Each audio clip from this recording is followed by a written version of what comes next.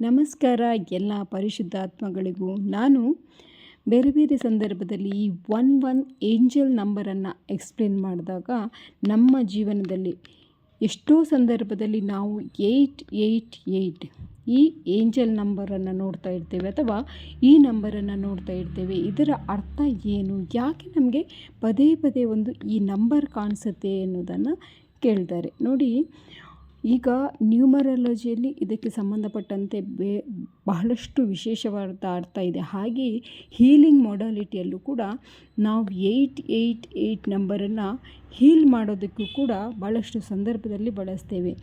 88 number ನಿಮಗೆ ಕಾಣಿಸಿದರೆ ನೀವು ಎಷ್ಟೋ ವರ್ಷಗಳಿಂದ ಯಾವುದಾದ್ರೂ ಒಂದು ವಿಚಾರಕ್ಕೆ ಪ್ರಯತ್ನ ಪಡ್ತಾ ಇದ್ದರೆ ಆ ಒಂದು ವಿಚಾರ ಸಂಭವಿಸುವಂತಹ ಉತ್ತಮ ಒಂದು ಫಲಿತಾಂಶ ಬರುವಂತಹ ಸಮಯ ನಿಮಗೆ ಬಂದಿದೆ ಅಂತ ಅರ್ಥ. ಹಾಗೆ ನಿಮ್ಮ ಒಂದು ಕನಸಿರ್ಬೋದು ಅಥವಾ ಫೈನಾನ್ಷಿಯಲ್ ವಿಚಾರದಲ್ಲಿ ಇರ್ಬೋದು, ನಿಮ್ಮ ಮನಸ್ಸಿನಲ್ಲಿ ಎಷ್ಟೋ ವರ್ಷದಿಂದ ಈ ಕೆಲಸ ಆಗಬೇಕು, ನನಗೆ ಅಡೆತಡೆ ಬರ್ತಾ ಇದೆ ಅಂತಂದರೂ ಕೂಡ ಈ ಒಂದು ಏಂಜಲ್ ನಂಬರ್ ಪದೇ ಪದೇ ಪದೇ ನಿಮ್ಮ ಒಂದು ಕಣ್ಣಿಗೆ ಗೋಚರಿಸ್ತಾ ಇದ್ದರೆ ಅದಕ್ಕೆಲ್ಲ ಒಂದು ಉತ್ತರ ಬರುತ್ತೆ, ಉತ್ತಮ ಅವಕಾಶಗಳು ನಿಮಗೆ ಬರುತ್ತೆ ಎನ್ನುವ ಅರ್ಥ. ಹಾಗಾದರೆ ಈ ಒಂದು ನಂಬರ್ ಪದೇ ಪದೇ ಪದೇ ಕಂಡಾಗ ನಾವು ಏನು ಮಾಡಬೇಕು ನೋಡಿ.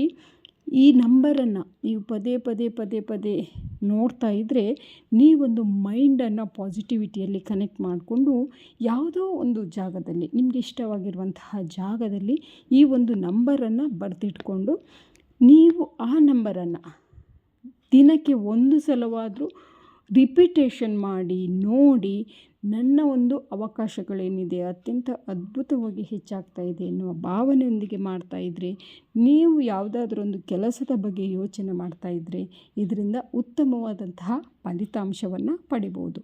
ಮುಂದಿನ ವಿಡಿಯೋದಲ್ಲಿ ಮತ್ತಷ್ಟು ವಿಚಾರಗಳನ್ನು ನೋಡೋಣ. ಎಲ್ಲ ಒಂದು ಹೀಲಿಂಗಿಗಾಗಿ ಸಂಪರ್ಕಿಸಿ ಪರಿಶುದ್ಧ ಕ್ರಿಯಾ ಹೀಲಿಂಗ್ ಸೆಂಟರ್. Thank you.